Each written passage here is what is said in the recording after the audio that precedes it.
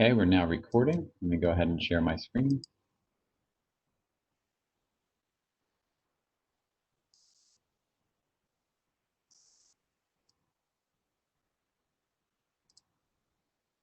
Okay, all right, good morning, everyone. Once again, my name is Darren Lokema. I'm the Assistant Superintendent for Compliance and Information Systems. On behalf of the District Superintendent, Mr. Jose Carrion, I want to thank everyone for attending today's Grade 9 Wapner CSD Reopening Parent Forum. This is the third day. This is technically the 10th presentation that we've done out of 15. This is the third day we're doing it, so I'm sure a lot of the information that I share this morning, some of you have already found out about or have heard about or have seen perhaps the recordings already from a previous meeting as it pertains to these slides. I'm sorry if it is repetitive, but I am going to go through all the slides as quickly as I can. I will not read them, I promise. Then the goal, of course, will be to get additional information from all of you with regards to any questions that you may have. So the purposes of the slides is to answer questions that we collected as part of our parent forum survey. That those those questions that were received in advance helped us drive this presentation. We received hundreds and hundreds of questions, and we took those questions and we consolidated them and collated them into some of the most frequently asked questions and provided answers within the survey. I will try my best to not spend a lot of time on questions that might have to do with elementary level or whatnot. We'll try and keep it as much as I can to high school related, but I understand also that there might be folks on this call who did not make one of the elementary meetings and will be looking for information as well. So certainly, again, ask questions via the chat. We have people who will be collecting those questions, putting them into a document for me to try to address at the end. I should have at least 15 minutes to address questions at the end, and we'll do our best. So those are the other goals. Would be the other goal of this presentation is to help you understand perhaps the decision-making process for why we are going to be starting out the school year with remote learning in September.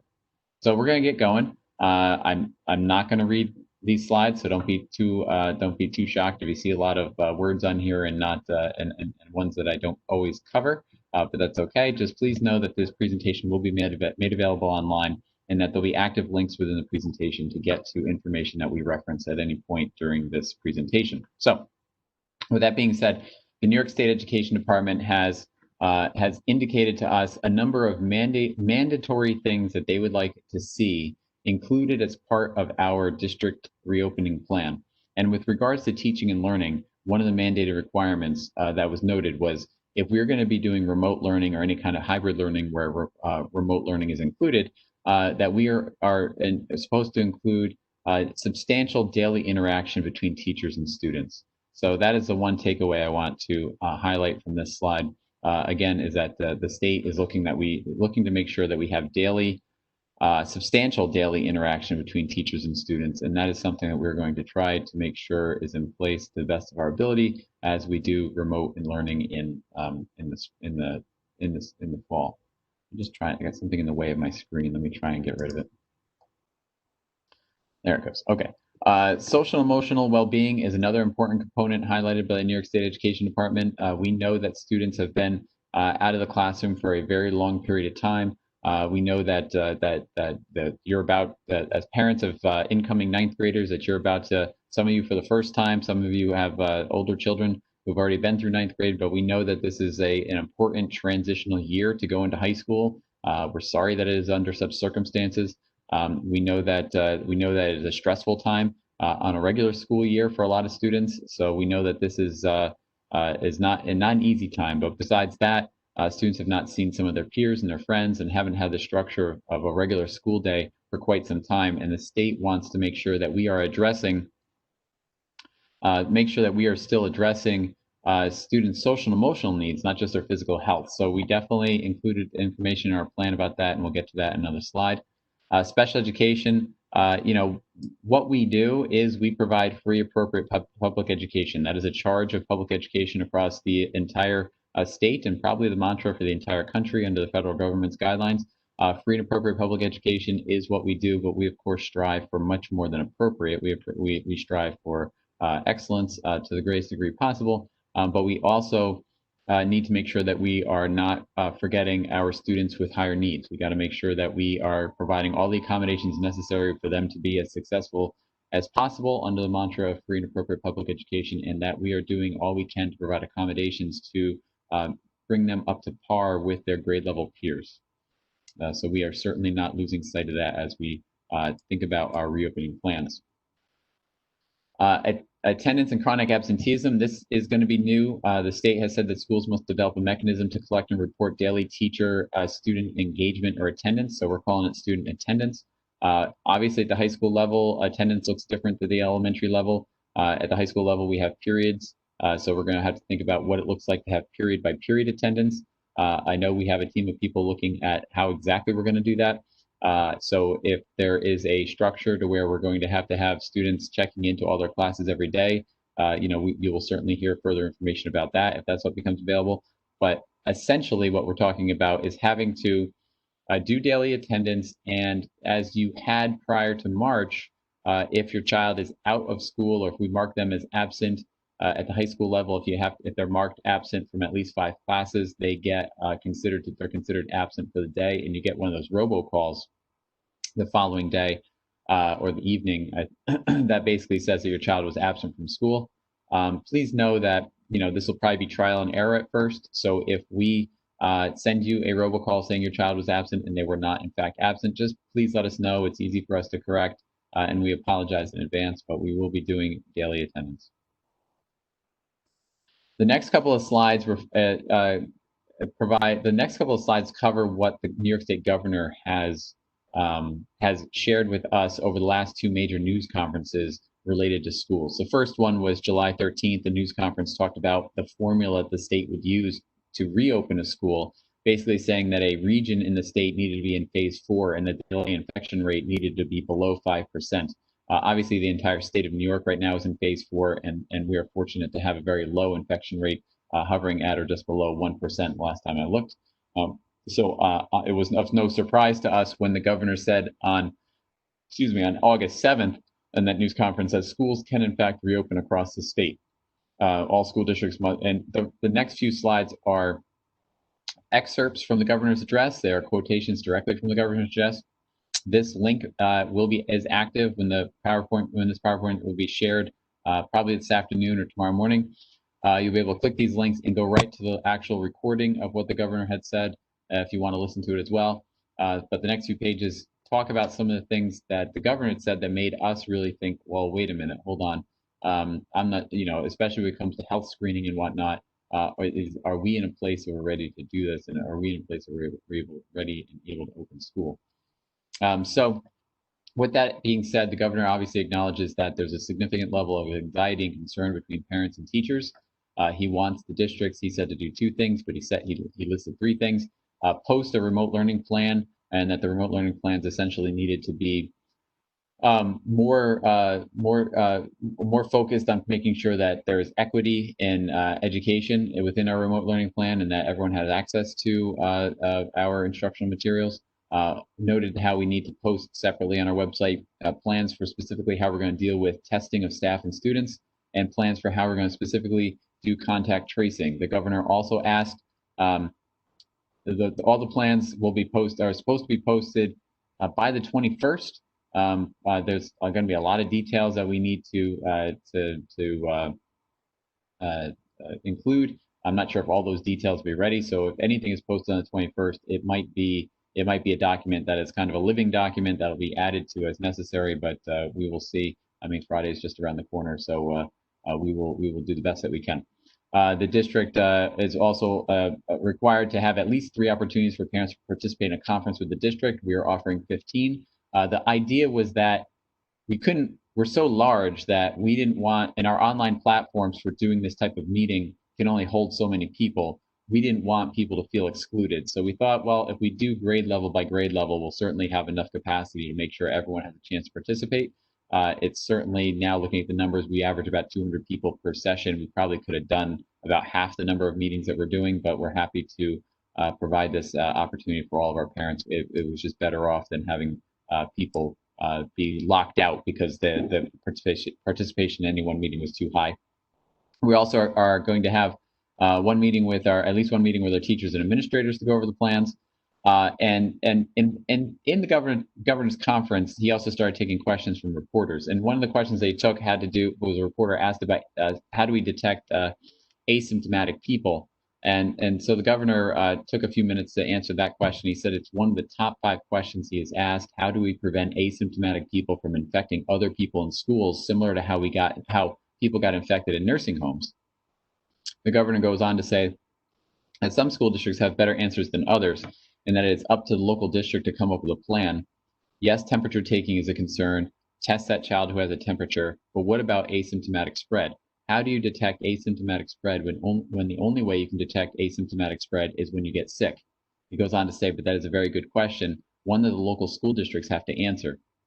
So that caught our attention for sure. We are educators. We're not medical health professionals. We knew that we needed to have a screening process for taking temperatures, but it came as a little bit of a surprise for us to have to think about what we're doing to detect asymptomatic spread. So that was something that we certainly made us take pause as we were thinking about what decisions need to be made about opening school. So he goes on to say, you need 2 things to open schools. You need students and teachers. Students you cannot force back, and you don't want to get into a legal battle with teachers. They cannot teach if they do not feel safe. You cannot order a teacher into a classroom and tell them to teach if they do not feel safe. I'm telling you, there's going to need to be significant discussions. They, meaning the teachers, raise important issues. They need to be comfortable.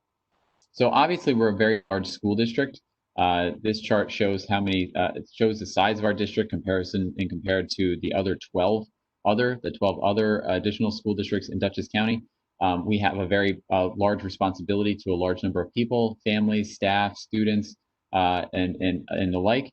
So we don't take that responsibility lightly, and we need to make sure that when we do bring students back into the building, that we are ready to do so. But looking at this chart comparison, you can see that our smallest district in the county is Weevutuck with 653 students total, grades K through 6, compared to 10,645 students in the Washington Central School District. A lot of times we're often compared to Arlington in terms of size, but you can see that we are significantly larger than Arlington as well. The superintendent put together this slide. He thought it was important to show what other large districts are doing in terms of starting out the school year. This chart looked different on Monday than it did today, which is kind of interesting. But this chart shows school districts from Dutchess, Orange, Rockland, I think Putnam, Westchester counties as well. Shows districts who are at least 6,000 students in capacity and what their plans are for starting the school year. All but one right now is saying that they're going to be starting virtual. This is yellow. It should say virtual phase-in, but it still says hybrid. Yesterday, Clarkstown and Haverstraw said they were going to be going hybrid. But then last night, Clarkstown announced that they're switching it and they'll be going virtual. The day before that, White Plains also had hybrid and it was blue. White Plains changed their mind and they'll be going remote at first as well. So everyone has sort of taken that first most cautious approach. I believe, I'm going to guess a lot of you have already seen a chart I'm about to show you. This chart is going to be is our phased in instructional timeline. I'm going to take a break from the PowerPoint, and I'm going to click this link, which is going to take us over to the PDF that's going to show a chart of our transitional timeline. Obviously, since we're talking to high school, we're looking at phasing in high school students in a hybrid model at the end of October. All students will start on September 10th remotely, K to 12. And as long as things stay on track, on schedule, and things don't change too much, we're looking at bringing in K-1-2 starting September 29th. It says the 28th, but the 28th is actually a district holiday. The hybrid model will start October 29th for K2. And then we're going to bring in the following week grades 3-4, then 5-6, then 7-8, then 9-10, 11-12. There's a number of different scenarios that we have to think about along the way. We have to think about safety. We have to think about how we're communicating, how we're social distancing, how we're health screening. We're going to assess and evaluate those procedures after every single week as we bring in additional students into the building, make adjustments as necessary. And hopefully by the time we're ready to bring in the high school students, we'll have answers to some of the more difficult questions which is basically things like, while students are changing classes every period, how are we sanitizing our classrooms in between every use? That is a difficult question for us to answer, and one that is also noted later on in this presentation. But you probably also already heard that students will be divided up into two cohorts, cohort A and B, divided by last name. Students whose last name begins with A to K will be in cohort A. Students whose last name begin with L to Z will be in cohort B. We are all about, we needed to start somewhere. So the simple alphabetical breakdown was where we started, but we understand that this is not a one size fits all. We know that there are households with special circumstances. Some have multiple last names under the same roof. So just please contact your building administrator as necessary, and we can make adjustments to the cohort list ahead of time. But basically, anyone who's a cohort A person will be in school every Monday and Tuesday, remote learn every Wednesday, Thursday, Friday. Every student who is a cohort B member will remote learn every Monday, Tuesday, Wednesday, and will be in school Thursday, Friday. Wednesdays will be closed for deep cleaning and virtual learning for all students. There'll also be an additional deep cleaning day on the weekend to make sure that they're ready for our Monday morning students to come back. In the parent survey, and the next number of slides is going to attempt to answer some of those questions. The parent survey had asked parents to provide us with any questions you have in the categories. I think there's 11 categories here. Any questions you might have from our reopening plan. So we took those questions out of the surveys, hundreds of questions, and collated them down and collapsed them into some of the most frequently asked. We're going to start with teaching and learning, and we'll take the other categories in alphabetical order as best we can. And then, like I said, at this point, I'll say it again, as other people have joined. If you have questions that you would like answered that are outside of this presentation, please put them in the chat. We will get to them at the end of our session and try and answer them as best we can. Those questions which we cannot answer, we will provide answers for on our website in the coming days. So obviously, we have the very first thing that we are all very concerned about is what will remote learning look like? What will a hybrid model look like in terms of instruction? Obviously, it's going to be a lot more challenging for some of our younger students, some of our kindergarten, first, second grade students, who, especially our kindergarten, we're talking about students who are 4 and 5 years old. Coming onto a computer for learning for the first time is definitely not a natural thing for students at that age. We will be doing our best to accommodate them as best as we can. We are under our remote learning. We must, we're going to come up with a balance of synchronous and asynchronous and synchronous learning. Asynchronous being live instruction. To the best that we can. We're still trying to figure out what the actual schedules will look like. We know that it's important that we get to all of the classes in a student's schedule, and that we provide, as mandated by the state, as much synchronous live instruction as possible within our courses. So we understand that that there's going to be some challenges there, and that we are going to do our best to make sure that we're able to put that together. So this all starts September 10th. If parents need additional information, we still have our resources on our reopening website. We're gonna be sending out. We already sent out the request yesterday for people. The request form yesterday for people to request additional Chromebooks as necessary. But yes, we'll be using Google Classroom again. Teachers will get their assigned student lists and begin communicating with students as they had previously using their student email addresses, and students will be able to start logging into those classes and get specific details from the teachers in terms of what is expected come September 1st, September 20th, 10th. We know there's been a lot of questions about textbooks, and we know that that people want to know, are we going to be picking up textbooks, and how are we going to do that? And I know that is something that we're going to work out, and you'll hear more information about that as well. So we kind of covered this. What is synchronous? What is asynchronous? And there's definitely going to be a mix. Some courses, some classes are better suited for more synchronous. Some are better suited for, I mean, not say that any of them are better suited for asynchronous, but some lend themselves better to asynchronous than others. And we're going to do our best to balance those classes as we can. We're all for providing uniformity and consistency. amongst all of our grade levels. And so we're going to be doing our best to balance these courses and what it would look like, if in both modalities of learning. So we also have to make special. We understand that we need to make special considerations for schedules and making sure that we don't have scheduling conflicts. Two teachers trying to schedule math and science on the same exact time on the same day. Obviously, students can't be in two places at once. So we're really going to try and look and see what that period schedule looks like, and you will have access to those schedules. We're looking for making schedules available by the end of the month, so by the end of August. So I covered that, specific schedules and students. Fine details, so live instruction. So we're still working with our teachers and our administrators on what those live instructions and what live instruction and what those schedules will look like. But we're hoping for knowing this is going to be a long term for our high school students. We're hoping for a robust remote learning solution for the kickoff of the school year. Our grading procedures also will probably change. I'm saying probably change. It's still being talked about. What grading will look like for the first marking period. It will probably be different than what we saw in the spring. We definitely want to make sure that as we bring students in for marking period 1, that we create a process at the secondary level that's not going to have any kind of adverse effect on a student's GPA or rank. So we'll more to come for that. We have 5 professional development days for our staff and teachers. They're going to be receiving all sorts of training. That's why the school year will be starting on September 10th instead of originally scheduled for September 8th.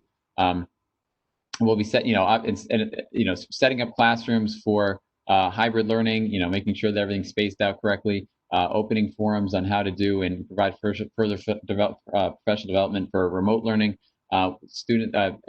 Providing the required training from the Department of Health with regards to health and safety. We're going to have to do all sorts of preparations to make sure that we're still required to do fire drills when students come back. We're still required to do lockdown drills when students come back. If we only have half the students in, we have to make sure that we provide instruction for fire drills for the other half when they come in as well. So it almost might be double the number. We need to provide professional development on teaching strategies and supporting students with social and emotional learning needs, and how we're going to integrate social and emotional learning into the curriculum on a daily basis. So there's a lot of work that we need to do, and a lot of work on how to create assessments in a remote and hybrid environment and plan for small group instruction, etc. So we're going to use 5 professional days at the start of the school year to hopefully cover all those topics. All right, getting into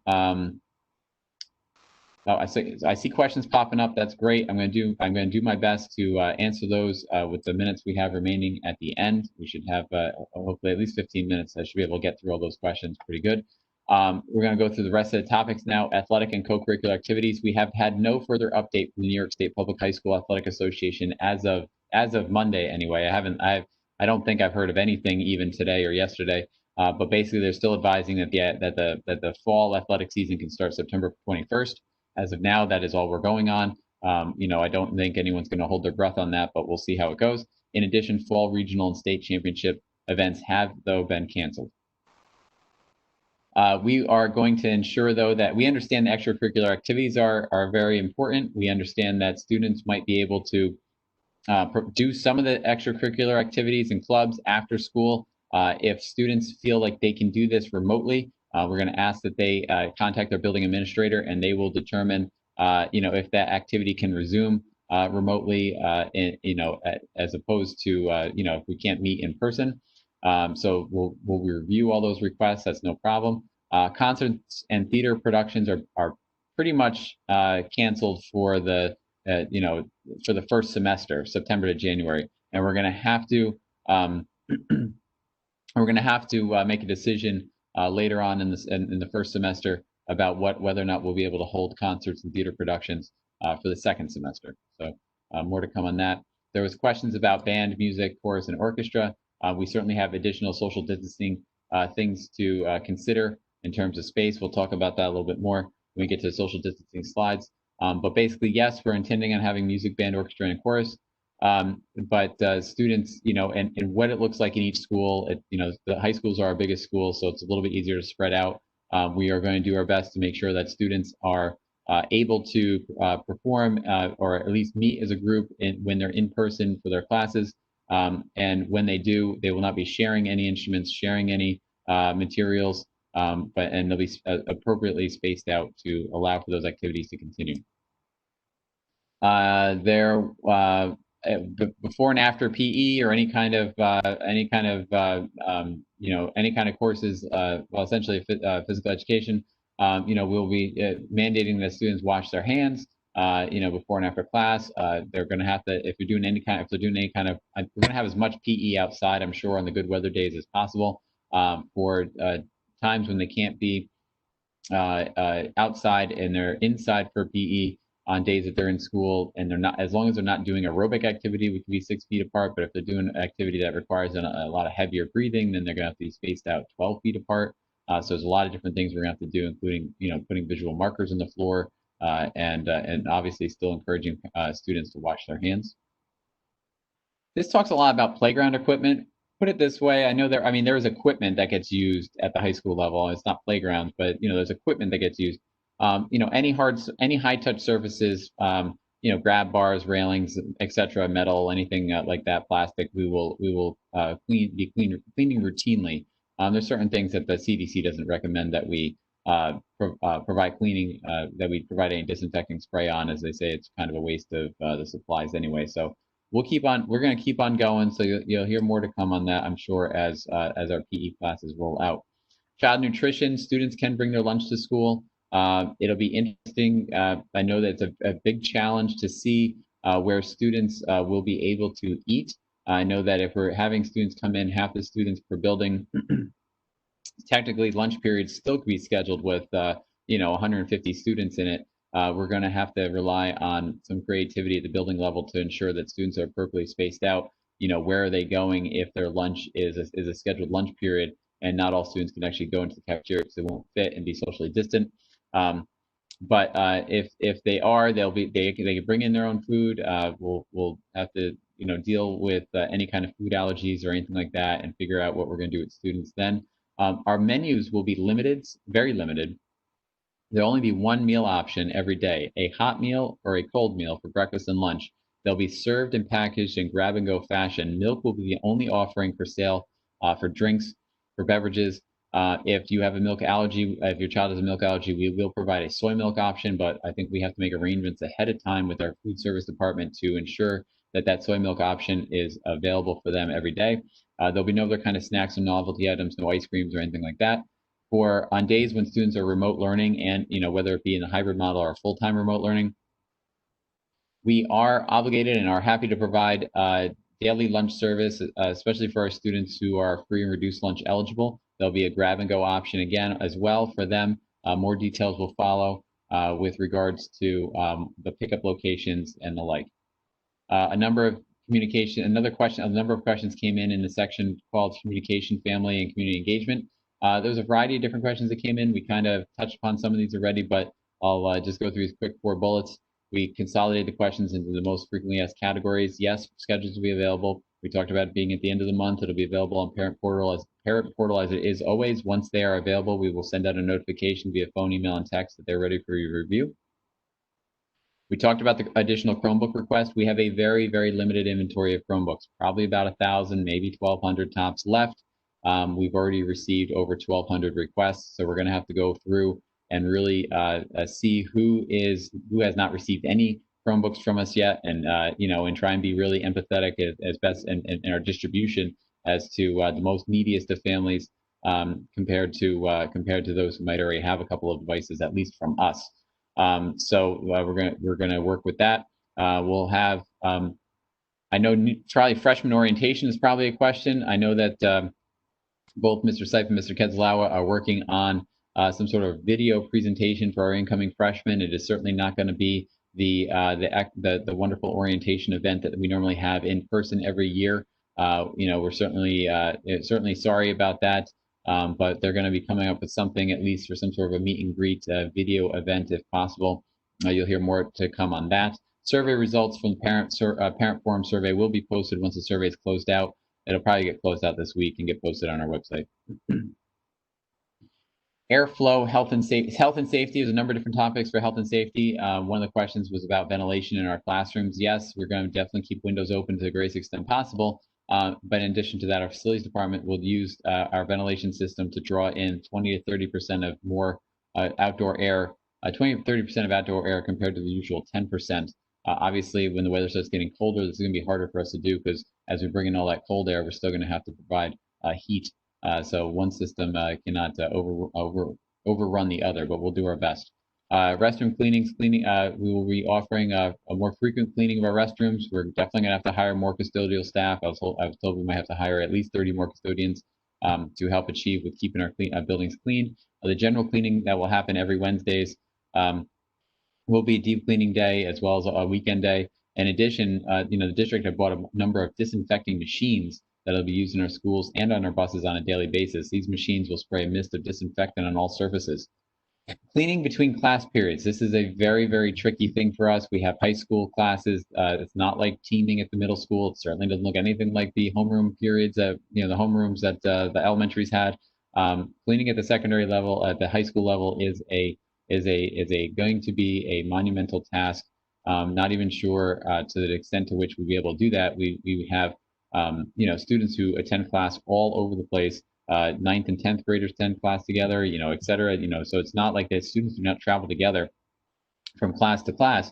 So the idea of bringing teachers into classrooms and holding the students is not really going to work. So the question would be well, maybe we can have students clean desks as they go, but we're also being told that we can't buy enough product to keep up with that supply and demand. And it's generally frowned upon to have students handling cleaning materials while they're at school. That's not something we normally condone. But we're still looking at how we're going to accomplish that to make sure that our classrooms are clean every day. Obviously, we have until the end of October to figure that out, and we'll rely hopefully on observation of other districts, and maybe they come up with something that's really clever that we can do as well.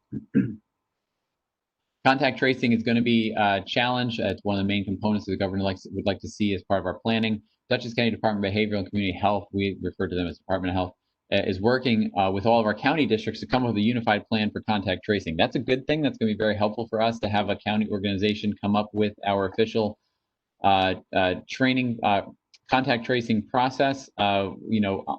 Obviously, there's going to be times when students are going to the nurse's office. Obviously, every single day that we would normally have kids going to the nurse's office, with temperatures, with other symptoms. Some of those symptoms might become of a cause of concern. Students become we would isolate students, ask parents to pick them up, but then what do we do? How do we track what people came into contact with that student throughout the day? How do we make the best guesses as to who should or shouldn't quarantine after that happens? That'll hopefully all be well detailed in this contact tracing plan, as well as for how to deal with asymptomatic cases that we're going to hopefully hear more information about from the Department of Health as well. There will be daily health screenings for any day your child will be asked to attend in person. Daily health screenings will be done via an online application called Easy Screen. This application has been used for years from a school perspective. We haven't used it in Wappingers, but we've heard of other districts that have. It's generally been used for concussion protocol screening for student athletes. They're adapting their application to be able to provide daily COVID-19 health screening. So that'll be something that we asking parents to fill out every single day for their children. Additional risk mitigation factors are being put in place. Hand sanitizing stations will be in every hallway of every school. Masks will be available for anyone who needs it throughout the day, whether they lost theirs, broke theirs, soiled theirs, or didn't come with one. Locks installed on water fountain bubblers. That's a little button where you push it and the water stream comes out. There'll be locks on that. No one will be able to activate the bubbler, but you can still use the bottle filling stations on the water fountains. We were going to keep windows open to the greatest extent possible. We have to install extra soap dispensers in our restrooms. Sometimes our students do rip them off the wall, so the extra dispensers will be helpful. We're going to disable the hand dryers in the restroom so that they can't actually do the blowers because they blow germs. Nursing staff will have extra PPE. Kitchen serving lines and greeter desks will have those Lexon shields. It's like plexiglass looking things, but they say plexiglass is not fire resistant, so we have to use Lexon. Ventilation system monitoring, we kind of talked about that. We are going to try to implement student lanyards and photo IDs at the high school level. In addition, if as necessary, we'll remove any soft surfaces that are difficult to disinfect, such as area rugs or soft furniture. Social distancing is the phrase, obviously, that and how do we social distance in our classrooms? Our classrooms come in all different sizes. We have classrooms that range from 600 to probably 11 or 1,200 square feet. The bigger ones are definitely easier, but every one of them is going to be a challenge. We have to look at the size of each classroom, take out any square footage taken up by furnishings or areas that teachers need to provide their instruction from, and divide the remaining square feet by 44. 44 gives us 6 feet of social distancing space between students, plus an additional 3 feet of personal space. Obviously, we need to account for any other adults that are in the room as well. This seems to average out to be between, what I'm being told anyway, between, depending on the size of the classroom, between 10 and 16 students per classroom. So we're going to have to work with those numbers as we schedule and allocate spaces for class. We talked about a little bit, I mentioned a little bit more, classes like chorus, wind instruments, gym, PE classes that have a lot of aerobic activity will result in heavier breathing, will require students to be 12 feet socially distant in all directions. Excuse me. So obviously we're going to have to make accommodations to class sizes for that. We're going to be asking staff and students to be wearing their masks at all times, or at least I should say to the greatest extent possible. There's obviously times when we'll not be able to have our masks on, like when eating lunch, or taking any kind of a scheduled break whenever possible. The last bullet talks about teachers moving into classrooms. That's more of a K-6 thing for art and music. But wherever possible, if we can minimize student travel to commonly used areas, we'll certainly do so. Social emotional learning was a big category. There's different questions in that. We're going to provide some general bullets that answer a number of them. We have staff in our schools that can meet the needs of our students as required. These staff will definitely receive and need to receive additional training. We're going to purchase additional programs as necessary and curriculum materials as necessary to make sure that we are integrating wherever possible questions into our content for social emotional learning into our curriculum. Schools will provide a series of workshops throughout the school year for families and students to address common concerns. And the district, of course, maintains partnerships with community-based organizations that are willing to help as needed as well. Special education. I'm not going to spend a lot of time on special education. It's a very, very, very important topic. But so much so that we're going to have our own parent forums for special education. So what's new now compared to yesterday is the date. We have locked in the date, Monday, August 24th. We'll hold 2 sessions, one at 10 a.m., one at 4 p.m. We'll be sending out, if Dr. Watkins has not already done so, she'll send out a notice to the families that the parent forums have been scheduled for special education. Please feel free to come back. And sit and have any questions you might have, hopefully answered there as well. But basically, schools are hitting the ground running on September 10th. We need to make sure that we have continued our referral process for any students who have been recently initially identified as potential special education students who need special additional needs. We're going to have to make sure that we're writing our IEP goals to encompass the possibility of doing online learning and virtual learning and in-person learning, and be able, how do we pivot between the two? So we got to make sure that our IEPs are written in a way that we can somehow figure out a way to pivot both between the two. There has been, we had this year, as we would every year, our summer school for high school students. This year was done 100% online. We also have an extended school year program for our K-8s, and maybe it's K-12. For students with special needs that happen all summer long. That was 100% online. I could say that we've been told that there's a number of best practices and things that had worked during those 100% online programs that we're going to hopefully bring strategies in to the remote learning process. There's definitely what we have heard was there was a significant improvement for all involved in terms of equitable access to instruction in an online environment. So we definitely tried to do a number of things there, and hopefully we'll integrate a number of those things with our remote learning experience starting in September. We'll hear more about all of these things at the parent forum on Monday. students will, if any, students will continue to receive services for speech, OT, PT as necessary, as best we can virtually. It'd be synchronous as best we can. When it's in person, obviously our service providers will wear appropriate PPE. We understand that there are some students who cannot learn at all in a remote environment, and we're going to do our best as necessary to bring students in maybe 4 days a week when the hybrid learning process starts, as opposed to just 2 for those who have those higher needs. Please just speak with your district assistant director of special education as necessary to talk about your child's needs for any of those things. We have a English as a new language learner population. That is another at-risk student population that we definitely need to make sure that we are providing additional services for. I'm going to start going a little bit faster. We have our, additional academic supports and resource rooms and, all these things that need to still be provided to make sure that students' accommodations are being met. We know that. We know that it is not easy in a remote learning environment. We know that we're going to definitely continue to try to identify those students who need additional support and provide those additional supports, whether it be online or in person. But we know that that is something we still have to provide and will provide, but it just acknowledges the fact that it's not that easy when we're doing remote instruction. The next couple of slides and the last category of questions before we go to the live questions has to do with transportation. Students will be on a bus. 22 students at a time is what we're figuring for a large vehicle. That is 1 student per seat.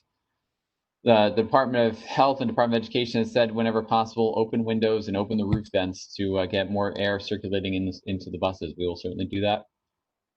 Private and parochial, we had a meeting last night. If the school is open, a private parochial school is open, transportation will be provided every day that they say they're open, so that won't be a problem. You'll have your normal busing. Students will have to wear masks on the bus as well as maintain our socially distant. We're going 1 student per seat. It's not quite seat, but we know that is a number that was identified in our county as 22 on a bus. 1 in a seat is one that we're going to try and start off with and see how that goes. If a student is medically unable to wear a mask, we will certainly provide additional space between that student and the other riders. If there's after-school activities, will there be a late bus? We're going to take that as it comes. We're not sure. We'll obviously wait to see what happens with the sports season. If there's a late bus, if there's enough after-school activities, and I'm sure the district will evaluate that and determine the late bus needs as well. I don't think we can actually commit to that right now. If you want to drive to your school, the question was, I want to drive my kid to school, but some days we would like the option to set them on a bus on occasion. Yes, absolutely. When you get your bus schedules, that is your bus stop, your bus time, all those things that is designated, that's ready for you to use every single day. If you're there, we pick you up. If you're not, we don't. But that bus stop will be there every single day. Temperature screens will not be taken, at least unless something changes with what comes out of the Department of Health. We're going to be doing the temperature screens at home before you put the students on the bus or bring them to school. Protocols for bringing students to school, pickup, drop-off really is essentially the same, but we're expecting more traffic. The parent surveys indicate at least half our parents are going to drive their students in and pick their students up every single day. Now, technically, if we're only bringing in half the students, that's half the half, that's 1/4. At the high schools, our parking lots are large. We've all been in the lines on Myers Corners Road. We've all been in the lines on, well, actually, if you're a first-time freshman family, maybe you haven't. There are lines on Myers Corners Road every day. There are lines on Route 52 every day to get into the schools. Plan accordingly. Those lines may be worse. We're going to do our best to manage pickup and drop off and just see what the traffic patterns are in the first few days. On any given school year, it is really, really hard to get all the drivers in and out of that campus as quickly as possible, regardless. So we can't certainly promise miracles this time around either. Are there going to be strict consequences for kids who don't follow distancing? Will there be monitors on the bus? There will not be monitors on the bus. We would have to hire at least 150 more people to be monitors on the bus. That's just not something we're able to do. All the buses have cameras. We will certainly spot check cameras at a rotating schedule, but we're going to have to rely heavily on our drivers. If students are not able to ride the bus with the rules we have in place, we're going to refer those students to our building level administrators, and I'm sure they will be calling you if necessary to talk about what is or isn't happening on the bus. Bus rides, the routes, I know that if we're doing a cohort A-B schedule, we're routing the same routes as far as I understand. So everyone's going to have the route, just half the kids are getting picked up. We don't anticipate bus routes being any longer or shorter unless the routes are completely different what you're used to having. But we don't anticipate having uh, bus routes being any longer or shorter than what you normally have. That is the end of all the pre-answered questions. So I'm going to just take a moment here, probably grab a drink of water, and I'm going to stop sharing on my presentation, and I'm going to jump over to the discussion sheet that we're using to collect the questions. And just give me 1 second, and we'll try and answer those.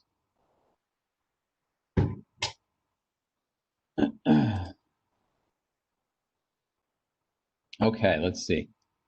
Oh yeah, all right. There's a lot of questions here. Any questions that we can't answer, we will provide an answer for on our website if we can't answer them live.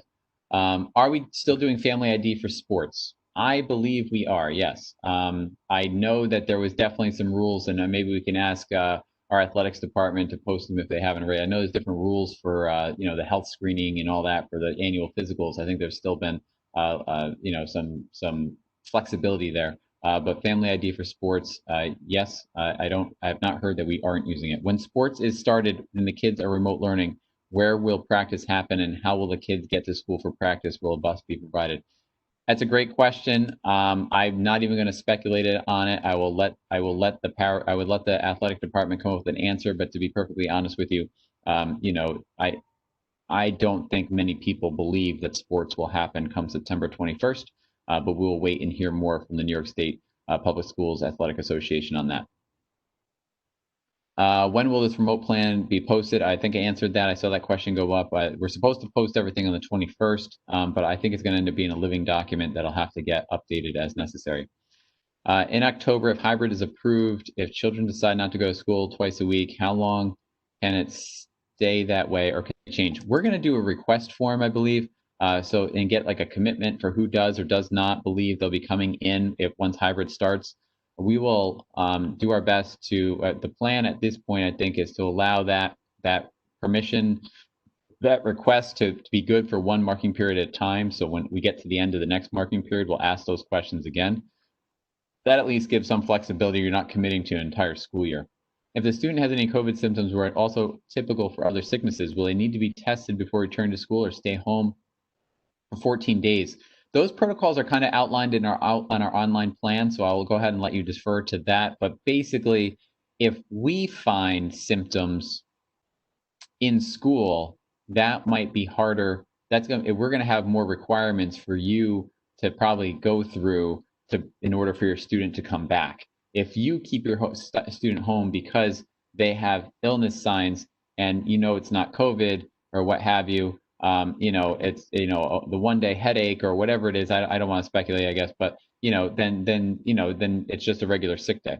When will we be told if John Jay buildings have a MERV 13 filter or higher? That question came up in our junior high as well. I got to get back to you. I got to talk. That would probably be in our list of posted answers. I need to speak with our facilities department about that. Are students being required to be tested before hybrid begins? If that mandate comes in, it's not going to be a mandate that we're authorized to provide. It would have to be some sort of other county government office that says that this is required. Masks, we talked about masks. Masks will be worn to the greatest extent possible.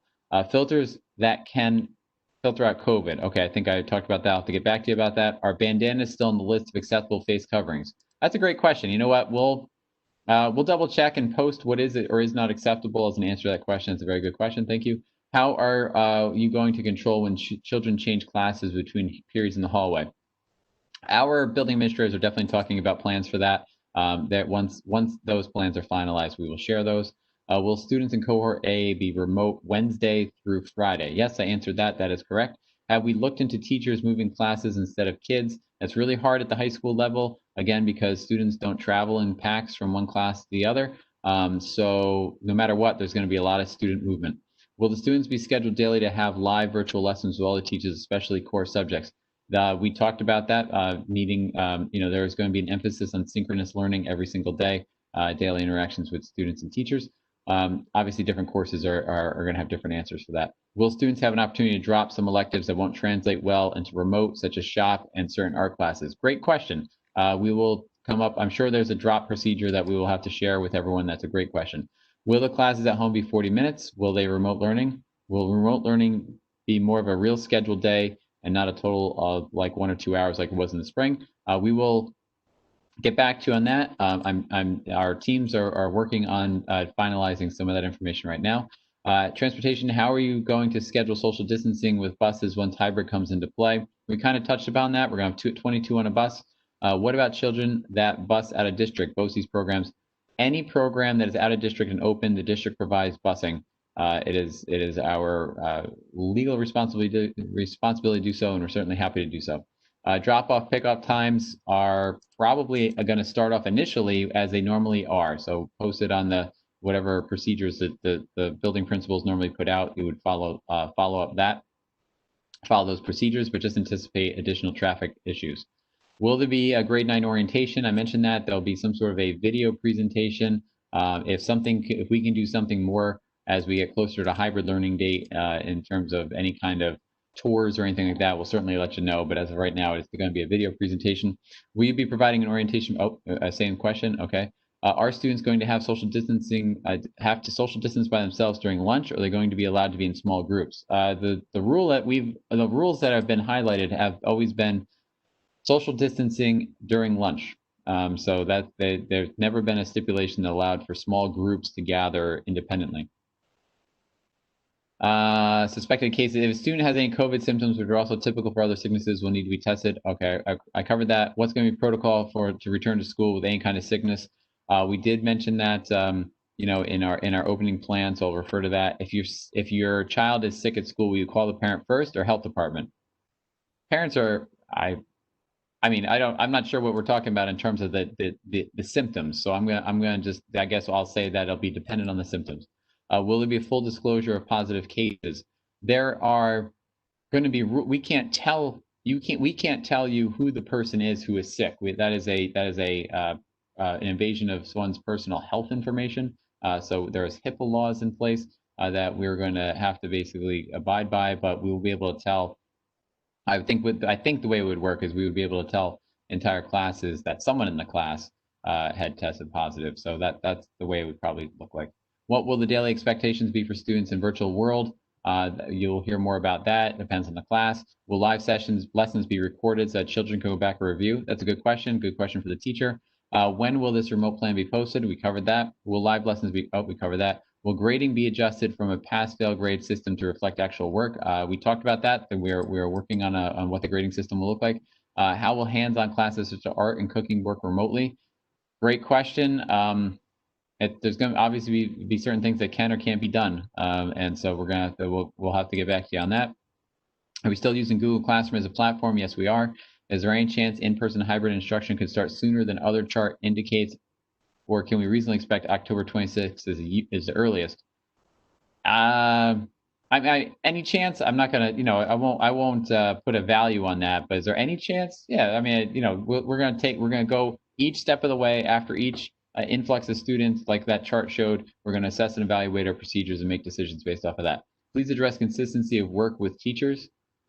Okay. Will all teachers be required to hold remote face-to-face instruction? If so, what is the minimum requirement? There will be an emphasis on synchronous learning, yes, and daily student-to-teacher interaction. I don't have any kind of those other details. Do I have the option to just do vertical until that must be virtual? Must mean until things return back to normal. There will be an option, yes. Is high school scheduling affected in the sense that any of the electives will be eliminated? If they are eliminated, you will certainly know about it. I do not have the exact answer on that. When will we get schedules? End of the month. Will electives be limited by an effort to keep cohorts together? There's no real good way for that because a lot of our electives could be taken by students in all different grade levels. So that's a hard one to answer. Will this be the same presentation for all high school grades? Yes.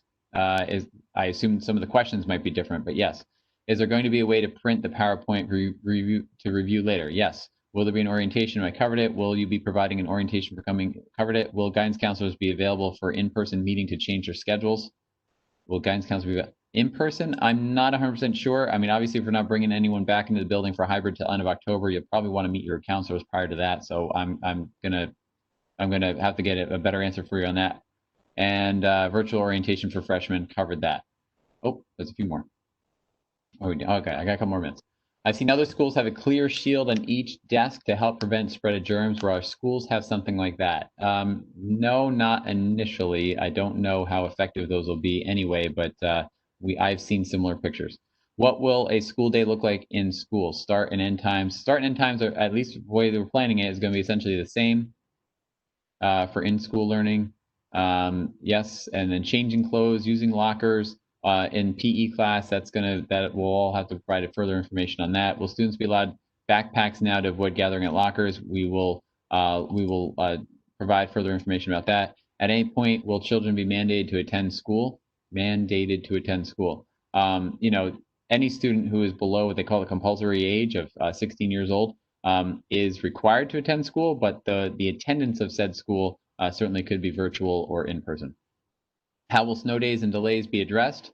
We will take those one day as they come. I mean, it's certainly possible that snow days could turn into a virtual learning day if everyone still has all the district provided computers. Who will be in the building every day? Will it begin hybrid or will it begin in October? I think that chart covered it. So obviously hybrid learning for grade 9 and above will start at the last week of October. All right, that is the last question that we have there. I hope I got most of them, and anything I didn't get, we will provide a response to as soon as we can on our website. The time is, I just got another minute or so left, so what I'm going to do is just take a quick little look here at the chat just to make sure. I see questions about IEPs. I see, obviously, we're going to hopefully cover that in the parent forums on Monday. When will driver's ed resume? That's a good question. I do not know. I know that those are tight quarters in a car for multiple people. I do not know the rules for that. I'm confused when schools resumes. Will it begin hybrid? Hybrid is in October. Schools will begin remotely in September. And will teachers be teaching within the buildings during remote in September and October? We were told that we don't have enough physical, like hardware capacity to allow all 800 of our teachers to broadcast out as we are right now, do the bandwidth consumption that these broadcasts do, for all of our teachers to broadcast remotely at the same, or broadcast from in their classrooms at the same time. So that is not an easy question for us to answer because we're being told that there's physical technology hardware limitations that would apply. I cannot send the PowerPoint in the chat, but it will be posted on our website. All right, I think that's it. I'm going to stop the recording right now. You guys asked some really great questions. We'll do our best to provide those answers as soon as we can. I want to thank you all for attending. I'm going to hit the stop now.